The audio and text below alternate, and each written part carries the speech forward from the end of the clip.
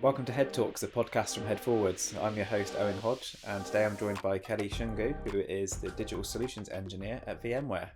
Kelly, thank you very much for coming in. Thanks for having me. Thank you. And two talks for the price of one. You came down and did a Head Talk this afternoon at the Fibre Hub, which was really interesting and went really well. And whilst you're down, we'll get you on the podcast as well. So thank you very much for that. Yeah. Have you had to travel far to get down to Cornwall today? Yeah, so I came from London. Yeah. So it feels like I've come a long, long way, but it's been a nice journey and it's been a lovely place to come and visit. Yeah, cool. Nice. Like I said to you earlier on, coming down in the summer does it justice, but appreciate you coming down. So, Digital Solutions Engineer, could you just sort of give us a little overview of what that kind of role entails to start with, just so I can sort of understand that in a little bit more detail? Yeah, it's a role that oftentimes leaves people quite confused. But when you take it apart, I'm basically an engineer, so that means I'm utilizing my problem-solving skills to help a client to find a solution.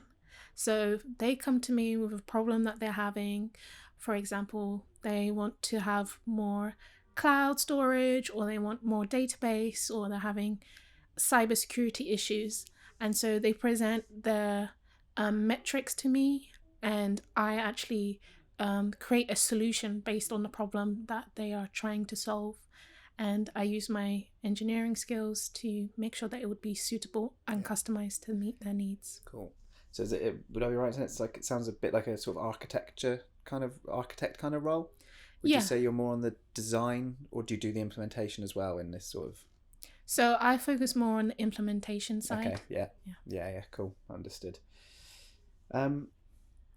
Now, so with that role, and obviously understanding a little bit more about your background, so you've done an engineering technology degree, but also business management. Is that right? Yes. Yeah.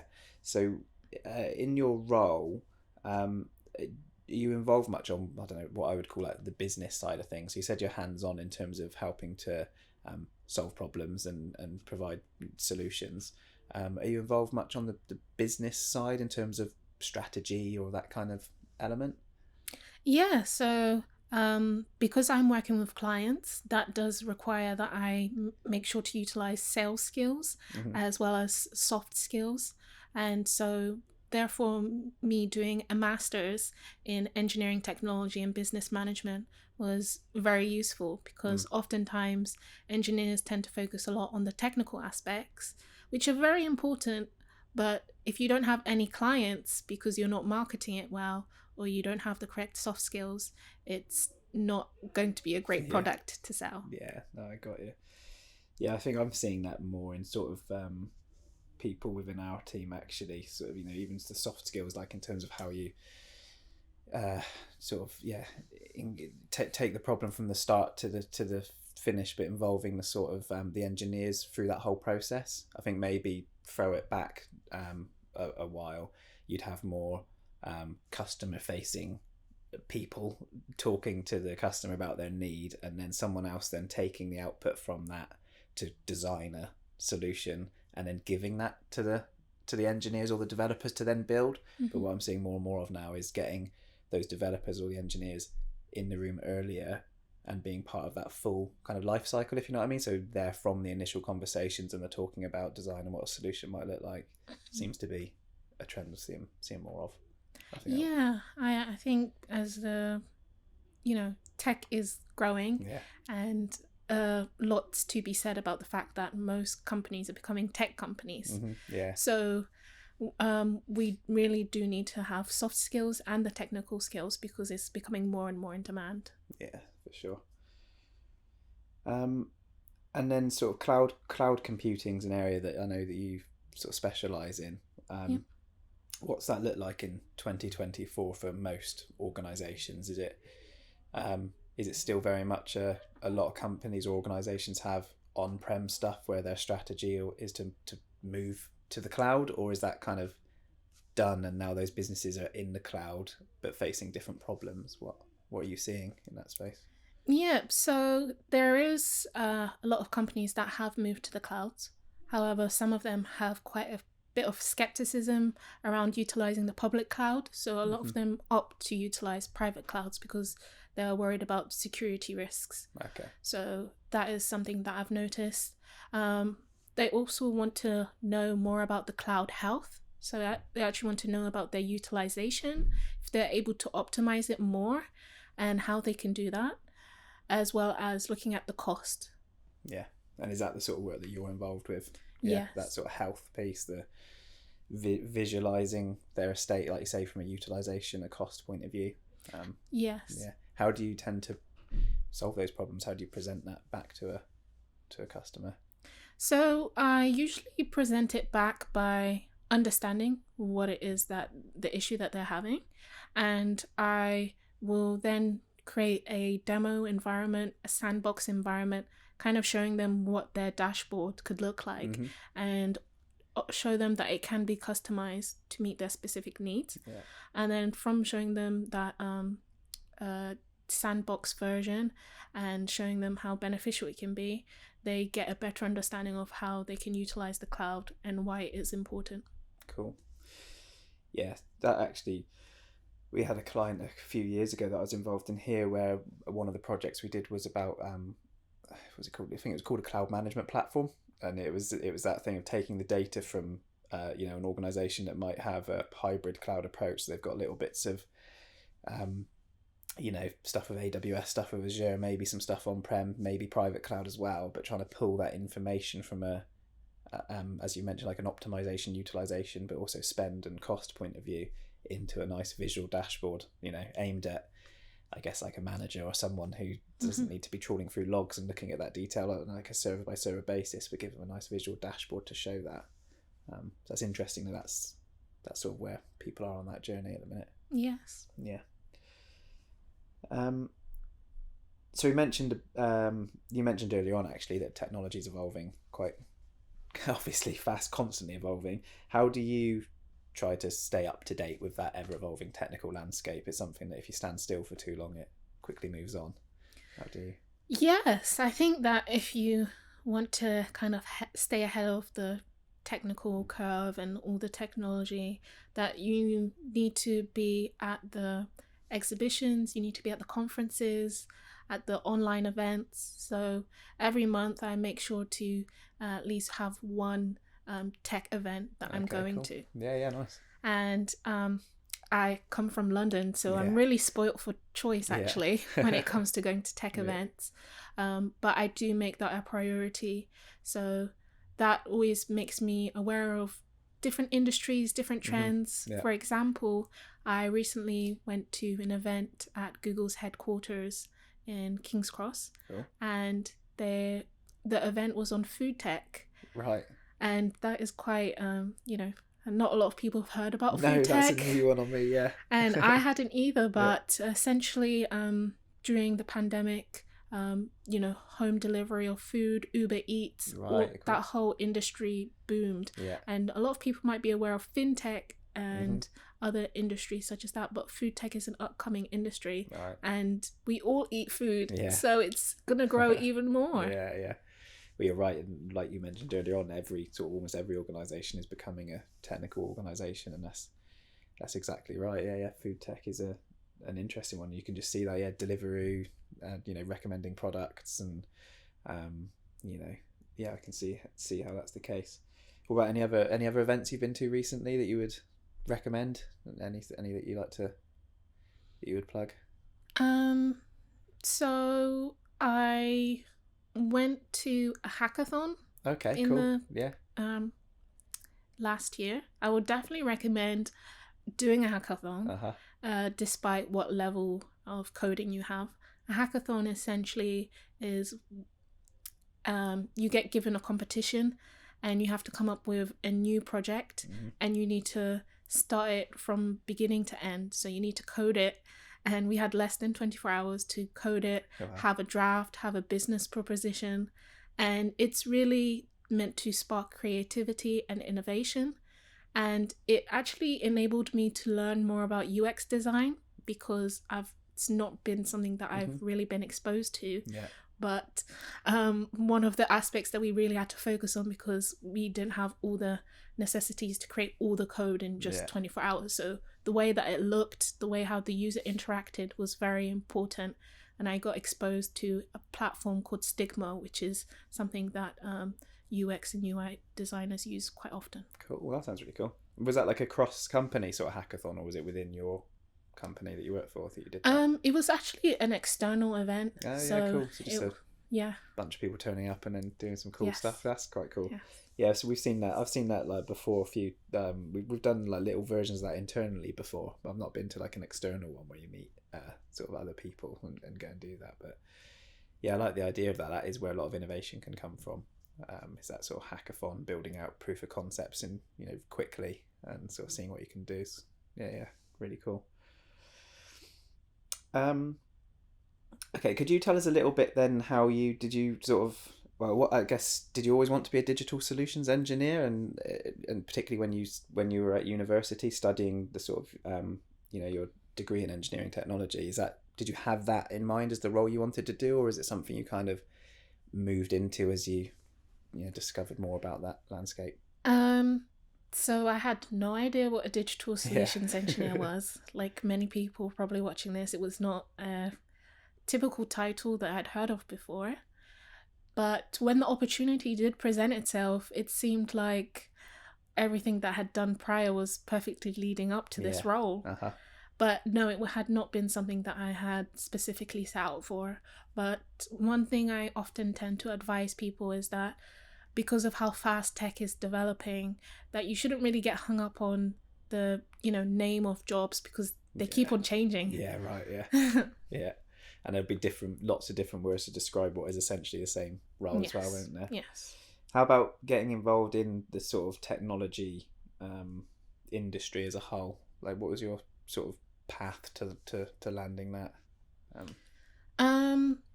So I would say my first introductions to tech and to engineering was basically when I was 14 years old. And I remember my teacher putting quite a bit of pressure on us, telling us that, our GCSEs are so important and that you need to pick a career path now or else. Yeah, right. And I was like, oh no, I need to figure out. And during an ICT class, we had a careers test that we did online. And, I had like 3 options come up. One was to be a teacher. And even then I knew that I found children and teenagers very annoying. So I was like, no way. Yeah, fair enough. And then a lawyer, I was like, that sounds like a lot of reading. Yeah. And then I saw engineering. And at that time I wasn't quite sure what it meant, but I saw problem solving. Yeah, sure. And I felt like it sounded really cool. And I always liked like computers and looking inside of computers as well, and kind of like seeing the components and the switch pads and what have you not. Yeah, cool. So that engineering bit, just something you've said there, which is like that pressure that gets put on young people to know exactly what they want to do when they're, like you say, 14 years old is it's a bit mad, isn't it, really? But something I've seen, or at least noticed, I don't know if there's any evidence to back this, but something I've noticed is a lot of people that are doing like career changes or career switches into the technology industry, which is, could have done something for 5, 10, 20 years, but I'm seeing more and more people sort of moving into the technology industry from at that level as well, just doing a complete career change, because sometimes people don't know what they want to do they, when they're 14 years old, and you might choose a path to go and study this next and then that and then get a job, but then you change a lot, don't you? So yeah, it's one interesting aspect I've spotted is people moving into the technology industry. Is that something you've seen much of?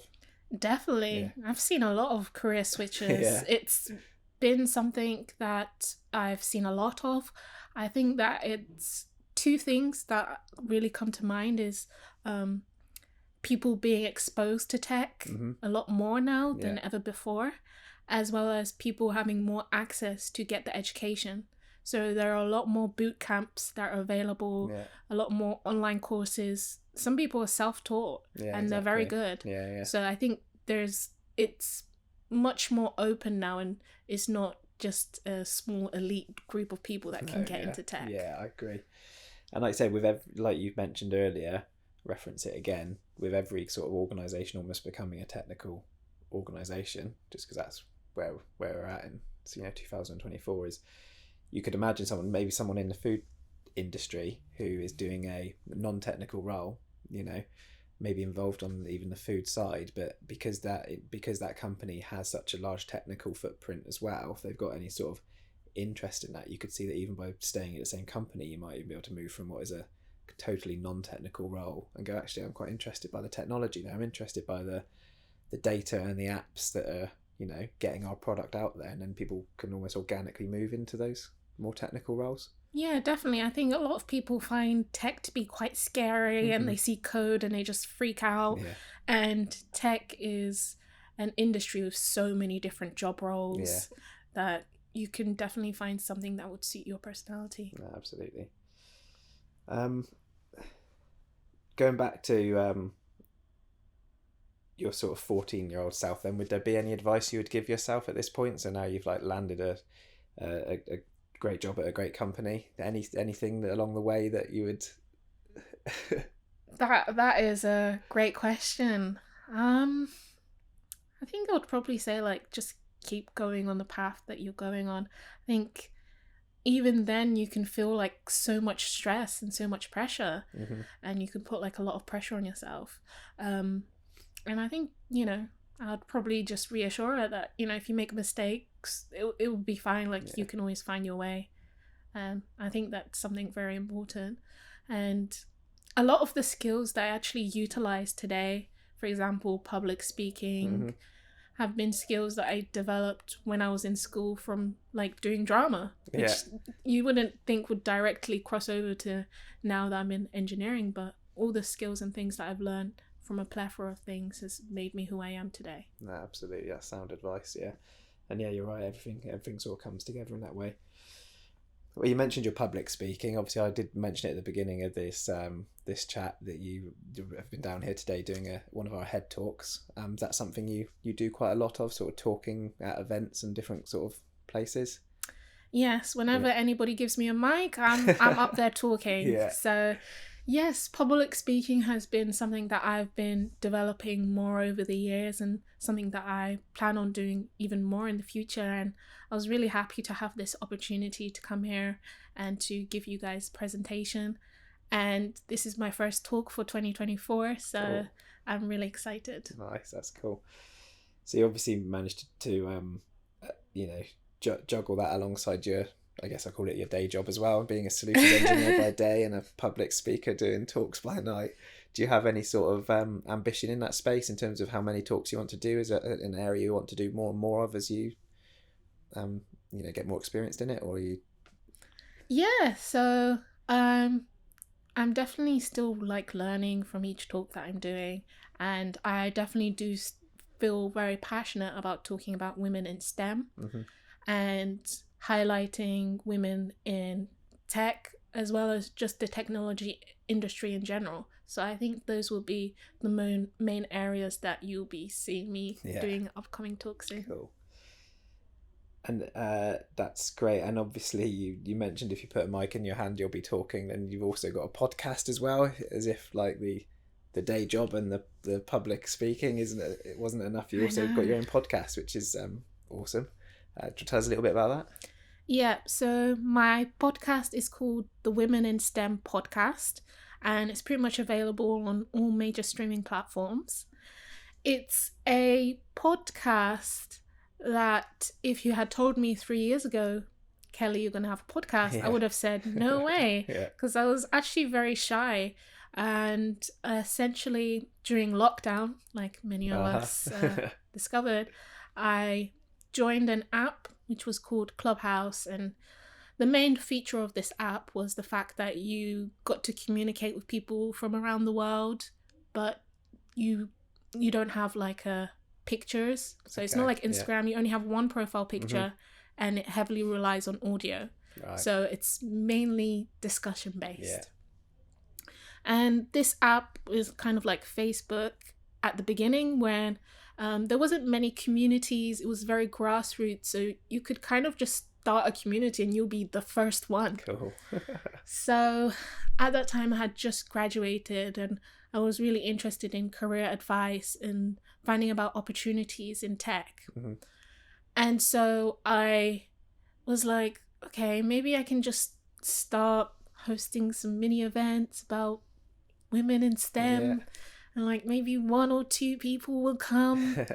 And so I created the club called Women in STEM, and in less than 24 hours I already had 400 people who had followed.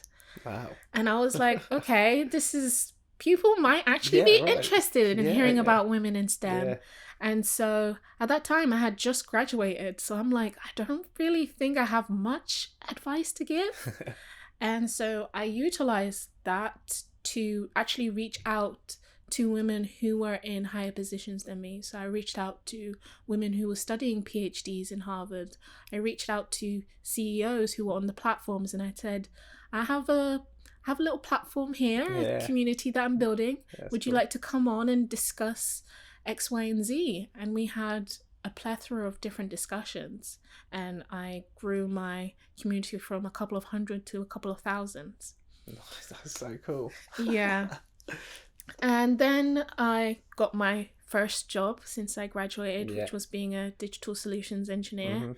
And juggling having a job and having this community that I had, I realized that I should actually segue into doing a podcast, because one of the main features of that app is that it was live talking. Right. Okay. Cool. So with a podcast, it enabled me to, edit it whenever I was free. It enabled me to free up much more time, and that is actually how I got into podcasting.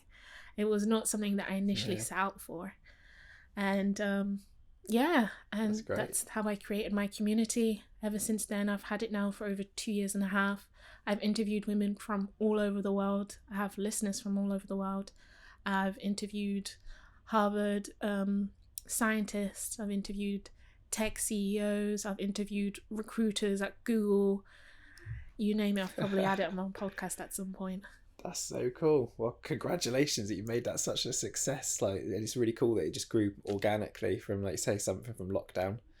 And it's grown into what sounds like a really successful podcast. I did listen to a couple of episodes yesterday, actually, and obviously knew you were coming now. And highly recommend it for sure. Thanks. So, obviously you mentioned both your talks and your podcast are focused around that sort of the women in STEM. Could you just explain what the STEM part means for those who might not know? Yeah. So STEM basically stands for science, technology, engineering, and mathematics. And I chose to focus on women in STEM because there tends to be quite a lot of overlap between the four. So I felt like it would be a great podcast to focus on and to have women from those different backgrounds. Cool. So the women in STEM sort of topic, I found your talk really interesting you did earlier on, and some of the statistics are quite interesting and shocking as well at the same time. So 26% of the tech workforce are female, I think. Is that yes. Right? And the number that really got to me is that 3% of girls in the UK are considering careers in technology compared to 15% in terms of boys. What do you think are the main barriers or blockers that make those numbers so low? Yeah, I think that it's not really something that is prioritized in the education system, and there tends to be a lot of unconscious biases, as well as, boys can do this and girls can do this, and so even at young ages they can be quite influenced into what type of career paths they think is right for them, and this kind of has a knock-on effect. I was wondering that because I was thinking, there's obviously, and I'm sure we'll talk about them in a minute, that, for the women that are in the workforce and have technical positions, there's things that need to be changed and done better to allow them to move maybe into leadership positions. But it was that whole getting the youth, if you like, or children interested in technology, and what can be done there? Is it because of sort of, I don't know, the education system itself? Is it more of a is it a cultural thing, or is it sort of the home? Where are they getting their inspiration from, do you think? I think that it's probably all of the above. Yeah. But I definitely think that it is culture heavy as well. Even at a young age, kids do know about the different career paths, and they tend to have quite specific ones in mind because they think that these ones are the best. Mm-hmm. And oftentimes, women being in tech is just not something that's discussed or brought up in any capacity, because either their parents or their teachers are not aware that women in tech exist and that we're here and thriving. Yeah, absolutely. Maybe this is, hopefully this is the sort of generation that maybe changes that. I think, what was the other statistic that you mentioned earlier on? That 26% of tech workforce being female. Was I right? Did I write this down right, that that's gone up in the last 20 years? There has been a jump, hasn't there? Yeah, so in the early 2000s it was 9%. 9%. So we have made progress. So I think a lot of the progress has been down to companies prioritizing diversity. There are also now government funded courses and boot camps that women can take. And then if you think, hopefully, that then the children of this generation or the next generation, as we've mentioned there, in terms of they hopefully will know or be surrounded by women that do work in sort of STEM career paths. So that kind of, like, say, if you throw it back 20 years, quite often children look to maybe what their parents did or what the sort of adults around them do. And if they didn't have anyone around them that is a woman working in a sort of maybe a technical field, then that might not inspire them to want to do the same. Whereas hopefully, as that number grows, you'd like to think that maybe, like, there's more chance that a young female now in school maybe has a parent or a family member that does have a really cool and interesting career in technology, for example, to maybe follow. Yeah, I can actually give a personal example of that. Yeah. So, as I mentioned, I studied electronic communications engineering for my undergraduate, and then went to do engineering and business at the University of Leeds. And something that I didn't realize would have an impact is the fact that I'm the eldest child, and my younger siblings actually do take inspiration from me. Right, yeah. And my sister, who's the second born after me, actually went and is currently studying computer science. Cool. So I like to think that she's taken direct inspiration from me. Yeah, for sure. Even though she doesn't give me credit. Yeah. But it's okay. And I also have an even younger sister. And I've noticed that there is definitely a difference in her confidence when it comes to talking about STEM, tech, and engineering, that she's much more confident in the topic and the subject because she has a sister who already works there in this industry. Something closer to home that is, like you say, is used for that inspiration. That's a really nice story, actually, Do you think there's any kind of myths or stereotypes about STEM careers in general that maybe exist that could put people off, but particularly women off, from looking into those pathways? Yes, I definitely do think there are some stereotypes, and I think one of them is that as a woman you have to be very masculine in order to work in tech or engineering. And I think that as a woman you can be multifaceted and work in any career path, but I know for me specifically, even though I've been working in tech for quite some time and had done my engineering degree, I'm still as girly as before. Yeah, cool. Yeah, that's good. So I think so you haven't had to change yourself, in terms of how you act and how you come across? No, I think that in positions where I have to change myself, that I recognize that I'm not very comfortable in those places. And if I don't feel comfortable somewhere, then I have to really ask myself, why am I even there in the first place? Yeah, for sure. What about leadership positions? Of that 26%, I don't know what maybe the data says there, if you know it or not, but what about leadership positions? Do you find that the women in the STEM careers, are they more like engineers, or are they is it quite balanced? Is it a fair representation at a leadership level in organisations in terms of women? No. So the data statistics that I found on this is that 77% of leadership roles in the UK are filled by men. Right, okay. So it is very, very low. And something that I've noticed personally from company to company is that they will have diversity in their teams, but it's usually in the early careers talent rather than at a senior level. Yeah. And that can make it a bit harder for a woman who maybe wants to get into a senior role to actually understand what that would look like, because there are some experiences that women go through that men don't often understand. For example, like pregnancy, maternity leave. Can I still progress to a senior role if I take maternity leave? And what does my career look like in the long term? So I think this does have an impact. What would you say are the benefits of having that sort of diversity in a leadership, in leadership at an organisation? So you've got 77% of the roles in the minute are held by men. What would be, what do you think is the downside, apart from the sort of fairness piece? What do you think businesses are missing out on by having that kind of maybe tunnel vision?